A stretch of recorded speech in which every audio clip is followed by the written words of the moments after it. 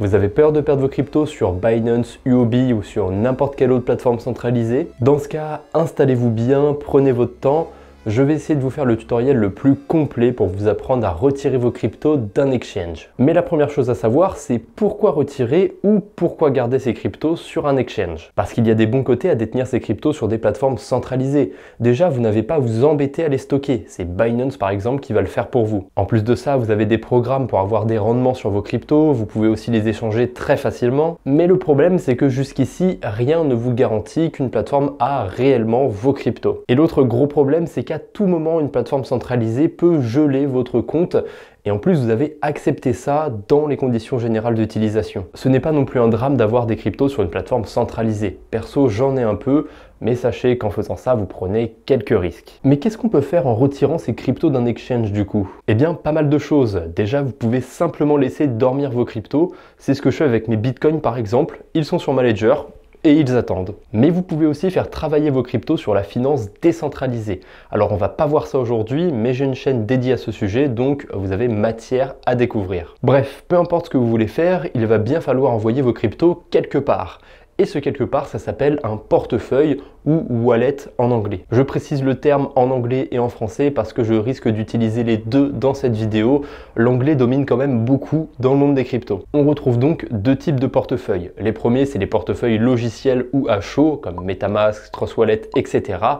Et les deuxièmes types de portefeuilles, c'est les portefeuilles hardware, physique ou à froid, comme Ledger, Trezor et il y en a plein d'autres. Le logiciel, lui, est connecté en permanence à Internet, alors que le physique est connecté que lorsque j'en ai besoin. Et justement, depuis tout à l'heure, le portefeuille que j'ai là, c'est une Ledger et ça tombe bien puisque j'ai fait une série de tutoriels dessus. Donc si vous voulez en apprendre un petit peu plus, n'hésitez pas, le lien est dans la description. Il faut savoir qu'on peut aussi coupler portefeuille logiciel et portefeuille physique. Ça nous permet d'avoir la sécurité du hardware wallet, du portefeuille physique, avec l'interface du portefeuille logiciel qui est souvent bien foutu pour aller naviguer sur la DeFi. Enfin, de toute façon, en ayant juste une Ledger, vous ne pouvez pas utiliser la DeFi. Il va falloir un PC ou un smartphone avec lequel vous allez pouvoir interagir sur la DeFi. Bref, je m'éloigne du sujet là. Il y a plein de portefeuilles. Par exemple, on a Rabby et MetaMask qui sont des portefeuilles assez spécifiques. Eux, ils ne vont être compatibles qu'avec la blockchain Ethereum et les blockchains EVM compatibles. Donc ça va être toutes les blockchains qui ont un format d'adresse qui commence par 0x. C'est le cas sur Ethereum, Polygon, la Binance Smart Chain ou encore Optimism. Sur une Ledger ou sur la plupart des hardware wallets, vous pouvez utiliser plein d'écosystèmes. Donc sur ce petit appareil, vous pouvez utiliser le réseau Bitcoin, mais aussi le réseau Ethereum, toutes les blockchains EVM compatibles.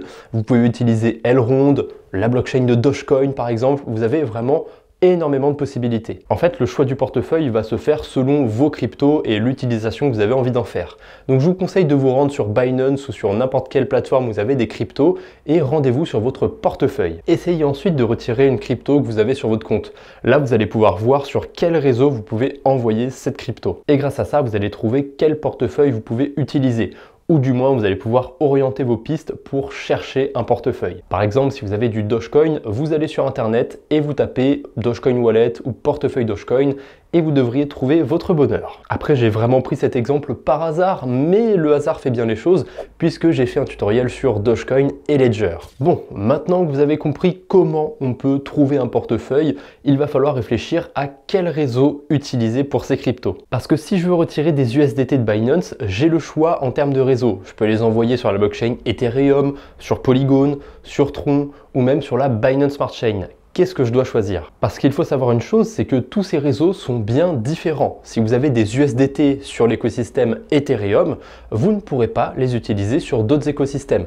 Ils ne pourront pas être utilisés sur Polygon, sur Tron, ce sera vraiment que sur Ethereum. C'est comme si vous avez une carte Navigo. C'est très pratique pour naviguer dans les transports parisiens, mais si vous allez à Montpellier, il y a aussi des tramways et des bus là-bas, mais vous ne pourrez pas les utiliser avec votre Navigo. Là, c'est un peu pareil. Ethereum et Tron, c'est deux blockchains. Il y a des USDT sur les deux, ça serait notre carte Navigo, sauf que entre Ethereum et entre Tron, c'est pas exactement la même carte. Généralement, les stablecoins, on va les sortir pour les faire travailler sur la DeFi, la finance décentralisée.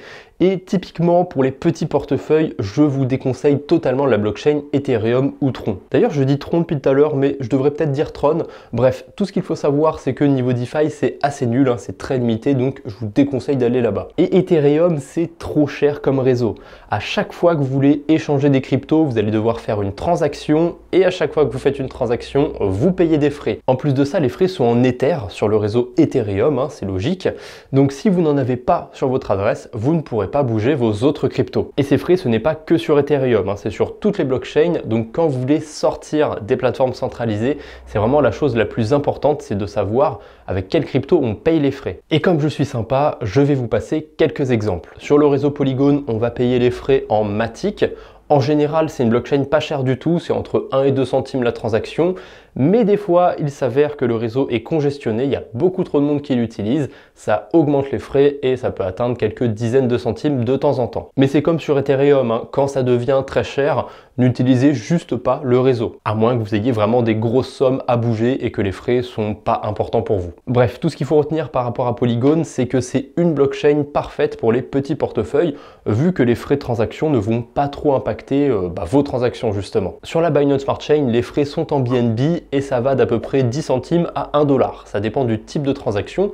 Et ce qu'il faut savoir, c'est que les frais sont très stables là-bas. Même quand le réseau est congestionné, ça ne va pas spécialement augmenter. Le problème, c'est que vu le prix des frais de transaction sur cette blockchain, hein, qui s'élève à quelques dizaines de centimes par transaction, j'aurais du mal à recommander cette blockchain au petit portefeuille.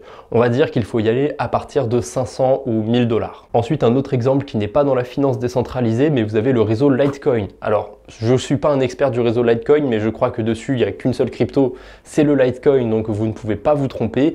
Et les frais sont vraiment pas chers du tout sur ce réseau. Le truc, c'est qu'avec Litecoin, on va vraiment l'utiliser pour garder de la valeur. Quand je vous parle de Polygon ou de la Binance Smart Chain, c'est des blockchains sur lesquelles on va les faire travailler ces cryptos. Bref, on va pas faire toutes les blockchains, c'est à vous d'aller chercher ces informations par rapport aux cryptos que vous voulez utiliser et aussi par rapport à la manière dont vous voulez l'utiliser.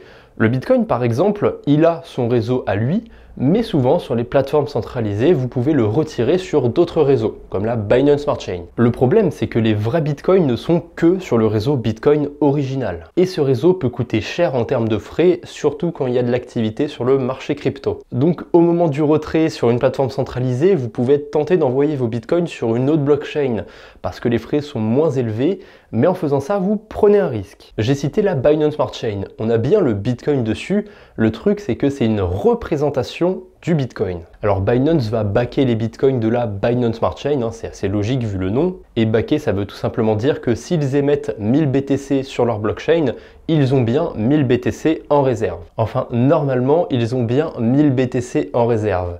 Pourquoi j'insiste d'un coup sur le normalement? C'est parce qu'on a eu le cas sur la blockchain Solana. Il y a une représentation du Bitcoin. Le problème, c'est que cette dernière a perdu sa valeur. Elle ne vaut plus du tout un Bitcoin parce que qui était chargé de backer ce Bitcoin? C'est évidemment FTX et vous en avez sûrement entendu parler. Ils se sont écroulés. Difficile du coup d'assurer un Bitcoin sur Solana. Mais ça, pour Solana, c'est une autre histoire. On va revenir sur la Binance Smart Chain parce que pour l'instant, un Bitcoin sur la Binance Smart Chain ne s'est pas écroulé, ça vaut bien un Bitcoin, ou alors c'est ultra proche d'un Bitcoin. Mais gardez à l'esprit que ce n'est pas des vrais Bitcoins. À tout moment, un jour, ça peut se péter la gueule. Je dis pas que c'est ultra probable, mais il faut quand même garder ça à l'esprit. Il y a un petit risque à utiliser des bitcoins sur une autre blockchain. Et quitte à me répéter, ce n'est pas propre à la Binance Smart Chain. On en a aussi sur Polygon, sur Phantom, sur Ethereum. Ce n'est pas des vrais bitcoins, c'est des représentations du bitcoin. Un autre cas assez spécifique, c'est les stablecoins, parce qu'ils sont généralement émis sur plusieurs blockchains. Contrairement au bitcoin qui n'est originalement que sur la blockchain bitcoin, là on va avoir des USDC qui sont émis par exemple sur 8 blockchains de manière officielle. Donc l'USDC par exemple est natif sur le réseau Ethereum, Solana ou encore Tron. Mais il y a aussi des versions bridgées de l'USDC qu'on va pouvoir retrouver sur d'autres écosystèmes. Mais la différence avec les bitcoins de la Binance Smart Chain par exemple, c'est que là c'est un bridge qui va devoir prouver en fait la réserve de l'USDC. Et un bridge c'est un protocole de la finance décentralisée, donc forcément c'est un peu plus décentralisé et un peu plus transparent. Après ce n'est pas propre aux stablecoins, il y a aussi des versions de Bitcoin qui sont bridgées et qui ne sont pas backées par des entreprises. Ça va sûrement être le cas du Bitcoin si vous allez sur des écosystèmes qui sont vraiment éloignés. Par exemple, la blockchain Phantom. Bref, on a fait vraiment un gros morceau sur les cryptos. je pense qu'on en a fini pour la théorie. Maintenant, on va essayer de passer à la pratique. J'ai acheté quelques cryptos sur Gate.io et je vais vous montrer comment je les retire. Et surtout, je vais vous montrer pourquoi je les retire, vers où je les retire. Bref, vous allez tout savoir. Bon, on arrive au moment de la vidéo qui est totalement en direct, hein, rien n'est scripté, donc je suis sur Gate.io sur mon PC et vous pouvez le voir, j'ai plusieurs cryptos, j'ai de l'USDT, j'ai du Matic, j'ai du Avax. Je suis resté quand même sur des grosses cryptos. J'ai essayé de prendre pas mal de choix différents pour que vous ayez une idée un petit peu de comment on fait, comment on trouve un portefeuille. Comme ça, peu importe quelle crypto vous avez, vous pouvez un petit peu adapter la méthode aux cryptos que vous voulez retirer. On va commencer évidemment par le padré Bitcoin. Donc si je vais sur retrait, là ça dépend des échangeurs centralisés, des fois ça vous amène directement sur la page de retrait, mais sur OKX, sur Gate.io, je sais qu'ils nous demandent d'abord si on veut rester sur Gate.io, si on veut envoyer par exemple nos cryptos à quelqu'un d'autre sur Gate.io, ou alors si on veut faire un retrait on-chain. C'est ça qui va nous intéresser pour aujourd'hui, c'est vraiment de retirer les cryptos de la plateforme centralisée pour les envoyer sur la blockchain, donc on-chain. Je vais cliquer sur retrait juste ici et là voilà, il m'a choisi le Bitcoin. Je peux choisir maintenant deux réseaux différents. J'ai le choix entre du Bitcoin sur la Binance Smart Chain et du Bitcoin sur le réseau BTC Omni. Alors ne faites pas trop attention au fait que ce soit écrit Omni, ça va plutôt correspondre au format d'adresse, mais de toute façon le réseau Bitcoin a plusieurs formats d'adresse. Vous en avez un qui commence par un 1 qui commence par un 3 et vous en avez deux qui commencent par BC1. Je crois qu'après c'est un P et un Q, ça dépend. Bref, je sais qu'il y a 4 formats sur le réseau Bitcoin, donc peu importe quel format d'adresse vous avez, vous pouvez le mettre là avec le réseau BTC Omni. Je sais que quand vous allez sur Trust Wallet par exemple, vous pouvez recevoir du Bitcoin et l'adresse va commencer par BC1Q, si je dis pas de bêtises. Récemment d'ailleurs, Trust Wallet, ils ont développé une version navigateur.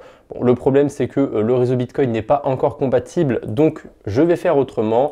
Je vais passer par un wallet qui s'appelle Coinomi. J'aime bien personnellement pour les blockchains old school, on va dire, donc Bitcoin, Dogecoin, Tron. Et si on clique sur Add Asset ici, Add Coin, vous voyez qu'on peut ajouter pas mal de vieilles blockchains hein, ou de blockchains pas terribles aussi, mais on a aussi Dash par exemple, Decred, Litecoin, même le Litecoin Cash, je suis même pas sûr que certains d'entre vous connaissent. Bref, pour les blockchains un petit peu old school, vous avez Coinomi et du coup ça marche très bien pour recevoir du Bitcoin. Par contre, Coinomi, c'est vraiment un wallet logiciel. On ne pourra pas connecter de Ledger dessus, mais je peux recevoir du BTC. Je peux même choisir mon format d'adresse sur Coinomi. Donc, le format d'adresse qui commence par un 3, le format d'adresse qui commence par BC1Q. Donc, moi, je vais me mettre sur le réseau par défaut, donc l'adresse qui commence par BC1. Je vais la copier en cliquant sur le petit bouton pour copier l'adresse. Et là, je vais me rendre sur Gate.io et là, je vais pouvoir coller mon adresse tout simplement. Alors évidemment, là j'ai collé une adresse Bitcoin.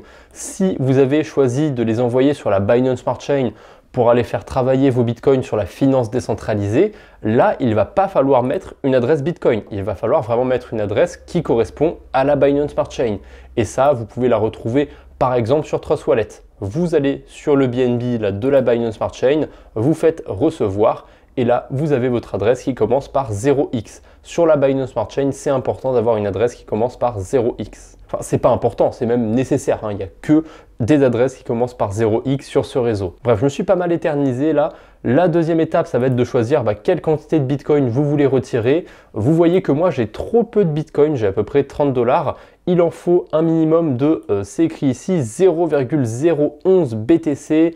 De tête, au cours actuel, ça fait à peu près 200 $, un chouïa moins. C'est quand même une sacrée porte d'entrée. Je trouve que Gate.io, il se touche un petit peu. On peut le voir aussi au niveau des frais. Ils prennent 0,001 Bitcoin de frais pour un retrait. Donc si on parle en Satoshi, ça fait 100 000 Satoshi. Je sais pertinemment qu'en ce moment, les frais sur le réseau Bitcoin sont entre 1000 et 10 000 Satoshi. Donc vous voyez vraiment à quel point Gate.io augmente les frais. C'est pas hyper cool. Je sais qu'il y a d'autres plateformes centralisées qui proposent des frais plus faibles. Donc si vous avez pour but d'acheter des bitcoins et de les mettre sur votre wallet, ne passez surtout pas par Gate. Là, on va changer de crypto. On va passer sur la deuxième plus grosse crypto du marché. J'ai cité Ethereum évidemment. Et là, en termes de réseau, j'ai le choix entre le réseau Ether original, ERC20, la Binance Smart Chain BEP20, Arbitrum ou Optimism. Alors la spécificité, c'est que là, tous les choix qui sont proposés par Gate, c'est que des choix avec des adresses qui sont EVM compatibles, c'est-à-dire ce sera des adresses au format 0x. Et pour le coup, là, je vais plutôt utiliser le wallet Rabi. J'ai déjà fait une vidéo sur ce wallet si ça vous intéresse et on peut recevoir du coup des cryptos sur la blockchain Ethereum, sur la Binance Smart Chain, sur Arbitrum ou sur Optimism. Donc là en fait j'ai vraiment le choix pour envoyer mes Ethers. Ça va dépendre de ce que je veux faire. Est-ce que je veux plutôt holder mes Ethereum et là je les enverrai plutôt sur le réseau d'origine. Même si c'est cher, vaudrait mieux quand même avoir une certaine quantité d'Ethereum. Si c'est que 30 $, encore une fois, ça vaut pas le coup de les envoyer sur Ethereum directement. C'est vraiment à vous de voir, mais de toute façon, peu importe là, le réseau que je vais choisir, l'adresse sera la même. Ce sera celle qui commence par 0x. Et d'ailleurs, pour ceux qui auraient reconnu, ça c'est l'adresse que j'utilise pour le wallet des 1 an de staking. Encore une fois, Gate.io, ils sont pas sympas du tout parce que là, si je veux retirer de l'Ether sur la Binance Smart Chain, il me faut au minimum 0,103 Ethereum. Ouais, Gate.io, c'est vraiment à utiliser si vous avez pas mal de crypto à retirer. En tout cas pour l'Ether et pour Bitcoin. On va passer cette fois-ci sur un stablecoin. J'ai de l'USDT sur Gate.io. D'ailleurs, je suis même pas sûr qu'il y ait d'autres stablecoins sur Gate.io. Peu importe. Pour l'USDT, on a beaucoup de choix. On peut les envoyer sur le réseau BTC Omni. Alors en fait, au-dessus du réseau Bitcoin, il y a plusieurs réseaux. On a par exemple le Lightning Network qui est assez connu pour avoir des frais super faibles, mais on a aussi la surcouche Omni Layer. Et en fait, sur cette surcouche de Bitcoin, on peut avoir des USDT. Le problème, c'est qu'avoir des USDT sur le réseau Bitcoin, bah, c'est bien, mais il n'y a pas grand-chose à en faire. Et en plus, ça coûte assez cher en termes de frais. Donc, je vous déconseille très fortement. Ethereum et Tron, je l'ai dit plus tôt dans la vidéo, sur Tron, il n'y a pas grand-chose. Sur Ethereum, ça va être vraiment réservé aux baleines. Donc, on va aller plutôt se rendre sur des plus petites blockchains. Il y a la blockchain EOS. Personnellement, je ne savais même pas qu'on pouvait envoyer des USDT là-bas, donc je n'irai pas. À vous de vous renseigner par rapport à cette blockchain. Là, je pourrais pas être d'une très grande utilité, mais on va choisir pour cette fois-ci la blockchain Solana. Alors, il y a plusieurs wallets Solana qui existent.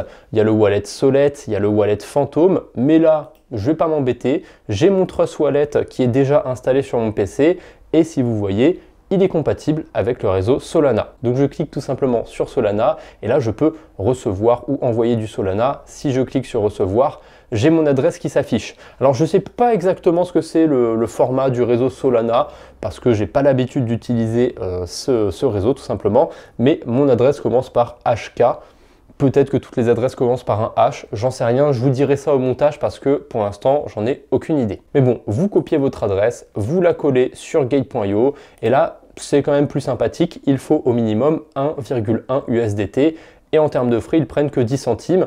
Je ne sais pas ce que c'est les frais sur Solana, j'ai quand même la sensation que c'est moins de 10 centimes, mais ça va, c'est pas excessif et je sais que si on part sur d'autres blockchains, genre la blockchain Tron par exemple, même si je vous avais pas recommandé d'aller sur Tron, on n'a pas des frais excessifs non plus. 0,5 $, le minimum d'envoi c'est 1,5 USDT.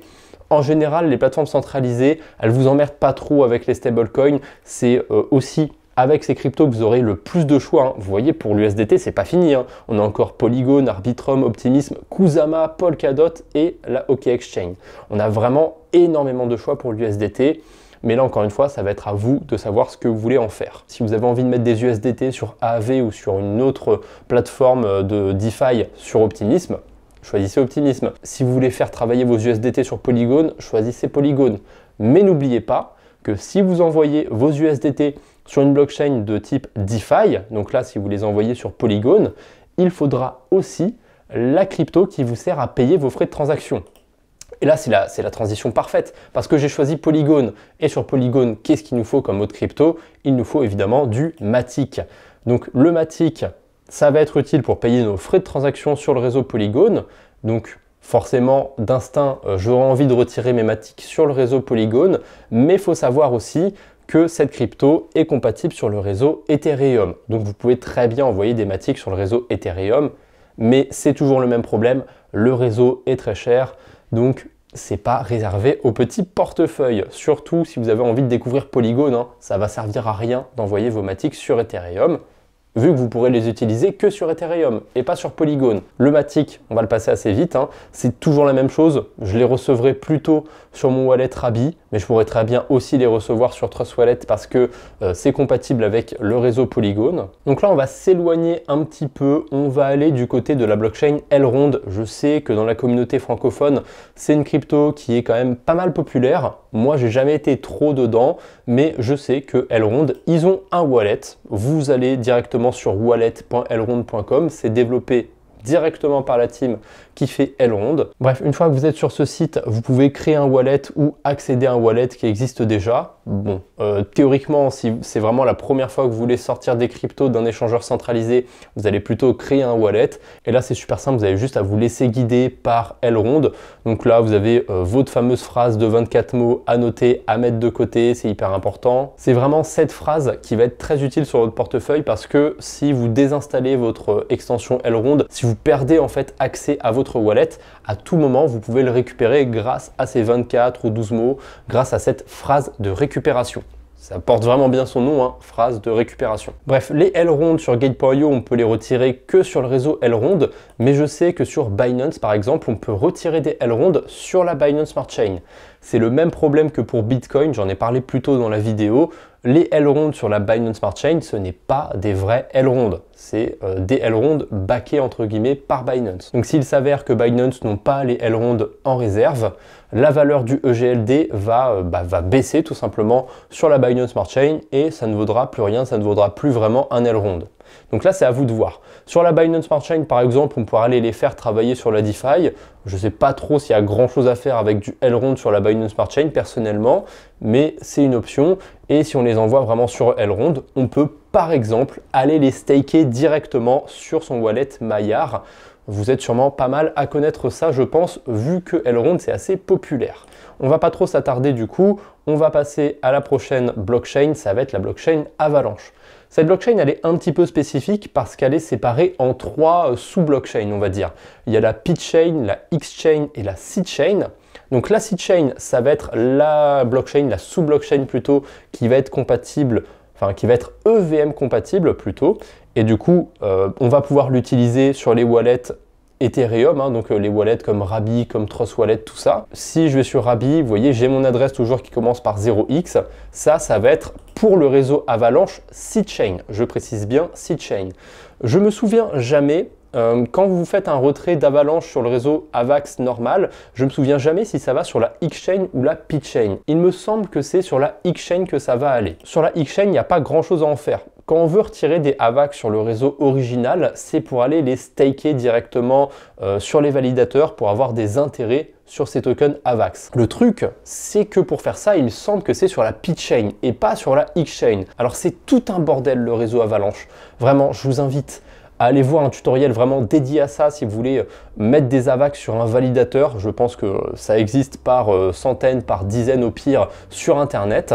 Mais évidemment, le meilleur wallet, je pense, pour utiliser Avalanche, ça va être le wallet qui est développé directement par Avalanche. Là, comme ça, vous aurez aucun souci, mais je suppose qu'il y en a d'autres qui existent. J'ai encore 2-3 exemples pour finir cette vidéo. Là, je vais essayer d'accélérer. Je vais prendre le Dogecoin. Il me semble que sur Gate.io, voilà, on peut le retirer que sur le réseau Dogecoin. Et ce que vous pouvez faire, c'est comme dans mon tutoriel Ledger, c'est d'aller directement mettre vos Dogecoin sur votre clé Ledger. Donc moi, j'en ai connecté une à mon PC. Vous voyez, c'est la Ledger que j'utilise pour le wallet des 1 an de staking. Et sur l'application Ledger Live, qui va vous servir à interagir en fait avec votre Ledger, vous pouvez créer un compte. Moi, j'en ai déjà créé un pour Dogecoin, mais je vous montre quand même comment ça marche. Vous allez sur l'application Ledger Live, vous allez dans Accounts, et là, vous pouvez créer un compte. Alors, il faut évidemment au préalable avoir connecté sa Ledger et être sûr d'avoir l'application. Par exemple, si je veux mettre des Litecoin sur ma Ledger, il faut que j'ai l'application Litecoin sur ma Ledger. Pour ça, je vous renvoie vraiment à mes 2 tutoriels sur Ledger, celui que j'ai fait sur Bitcoin et éventuellement celui que j'ai fait sur Dogecoin, parce que la manière dont ça va fonctionner pour Litecoin, c'est exactement la même pour Dogecoin. Donc, vous choisissez par exemple Litecoin. Bon, là, vous allez devoir continuer, vous assurer d'avoir l'application Litecoin sur votre Ledger. C'est pas mon cas, donc je vais rester sur Dogecoin. Je l'ai déjà fait. Une fois que votre compte est créé, vous avez un petit bouton recevoir juste ici. Et ça va vous servir tout simplement à récupérer votre adresse pour recevoir vos Dogecoin. Donc, je choisis le compte, c'est bien celui-là, je connecte ma Ledger et sur votre Ledger, il faudra évidemment se mettre sur l'application Dogecoin. Une fois que c'est fait, vous le voyez ici, mon adresse Dogecoin est apparue, donc je peux aller la copier et ensuite je peux retourner sur gate.io pour la coller et pour retirer mes Dogecoin. En plus, j'ai assez de Doge, j'en ai 228 à peu près, et il en faut au minimum 170 pour retirer. Quand même, par contre, Gate, ils prennent 20 Doge de frais. Alors, je sais pas combien ça coûte sur le réseau Dogecoin, mais ça m'a l'air un petit peu excessif. J'ai vérifié, il me reste 3 derniers exemples à vous passer. Il y avait aussi du fantôme dans mon portefeuille, mais ça va être le même cas que Matic. C'est sur le réseau fantôme et c'est aussi sur Ethereum. Ça dépend ce que vous avez envie de faire avec vos FTM. Pour le BNB, c'est un peu spécifique. On peut soit les retirer sur la Binance Smart Chain, donc j'en ai assez parlé jusqu'ici, c'est la blockchain de Binance sur laquelle on peut aller faire de la DeFi, mais on a aussi la Binance Chain. Et c'est là qu'il faut faire attention parce que la différence entre les deux est vraiment très légère. Vous voyez que la Binance Smart Chain, c'est étiqueté, on va dire, par l'abréviation BEP20 et la Binance Chain tout court, c'est BEP2. Attention, c'est totalement différent. Si vous choisissez la BSC, il faudra une adresse au format 0x, donc typiquement celle que vous avez sur votre wallet Rabi. Mais si vous choisissez la Binance Chain tout court, il faudra une adresse à un autre format différent. Donc le format est assez simple à repérer, ça commence tout simplement par BNB. Et là, je me suis rendu à nouveau sur mon wallet Coinomi. Vous voyez que j'ai ajouté le BNB. Et là, on ne va pas recevoir des BNB de la Binance Smart Chain, on va vraiment recevoir des BNB de la Binance Chain. Ça commence bien par BNB.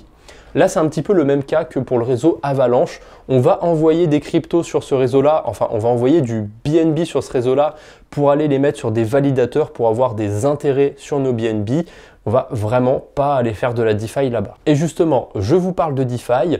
On va rester pour l'instant sur la Binance Smart Chain et le projet le plus emblématique de cette blockchain, c'est évidemment PancakeSwap. Et PancakeSwap, ils ont une crypto qui s'appelle le Cake. On peut en acheter et en retirer sur gate.io. Le Cake, c'est que sur la Binance Smart Chain. Enfin, à l'origine, c'était que sur la Binance Smart Chain. Maintenant, ils se sont déployés sur Ethereum et sur le réseau Aptos. Mais pour l'instant, sur gate.io, on peut le retirer que sur la Binance Smart Chain.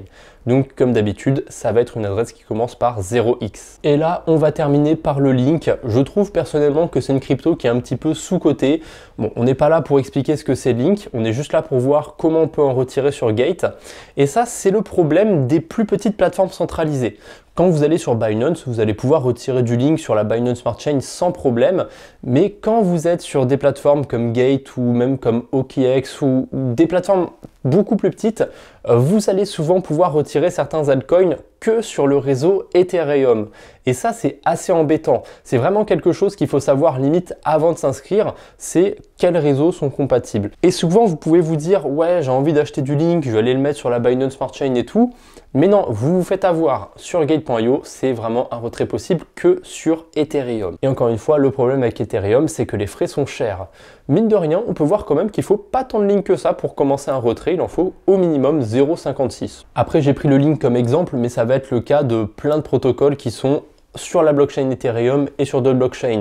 De tête, là j'ai OneInch par exemple, mais je pense que je peux sûrement en trouver plein d'autres. Bref, c'est tout pour aujourd'hui. On a fait quand même bien le tour du sujet, je pense. J'espère surtout que maintenant vous aurez une petite idée de comment on retire ces cryptos d'une plateforme centralisée et surtout de pourquoi c'est important de faire ça, parce que à tout moment, vous pouvez vous faire geler votre compte ou rien ne vous garantit que la plateforme a bien les cryptos qu'elle dit avoir. C'est pour ça que c'est toujours mieux de posséder soi-même ces cryptos. Allez, je ne vais pas vous embêter plus longtemps. Abonnez-vous pour ne pas rater les futures vidéos. D'ici là, portez-vous bien.